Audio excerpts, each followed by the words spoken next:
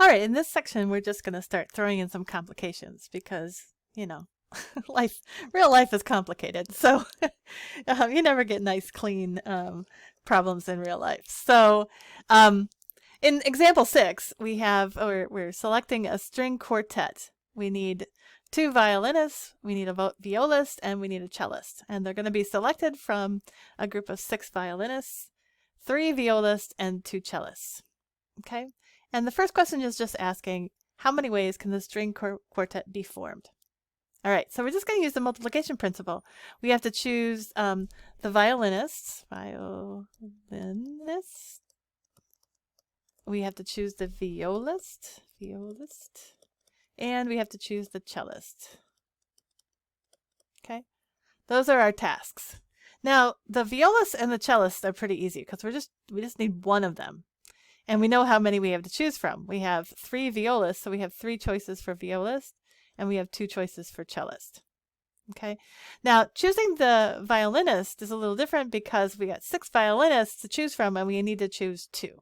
All right.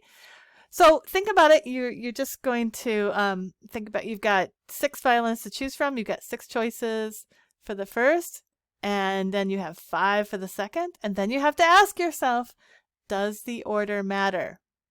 Does the order matter? Does it matter whether I choose Abby and then Brianna, or Brianna and then Abby? There's nothing in the problem that really says that it matters.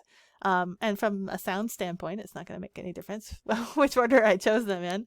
All right, so I had to divide out the duplicates. So I'm going to divide by 2 factorial, 2 times 1. Okay, so that is a combination of 6 things taken 2 at a time. All right, so that is going to give me the number of ways to choose the violinists. And I'm just going to use the multiplication principle then. I've got the 3 tasks completed, and I just need to multiply it all together, right? So let's see, I can see that this 2 is going to cancel with that, so I basically have 30 times 3, which is 90 ways to choose this string quartet.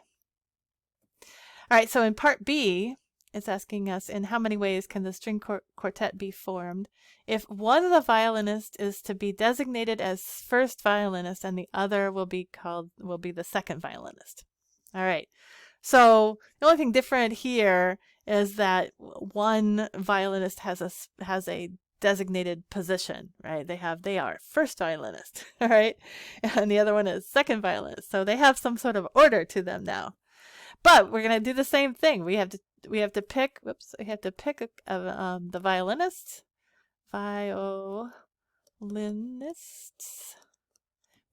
pick the violist, and the cellist. Okay, so we still have 2 choices for the cellist and 3 for the violinist. But now, all right, we have to pick a first violinist and a second violinist.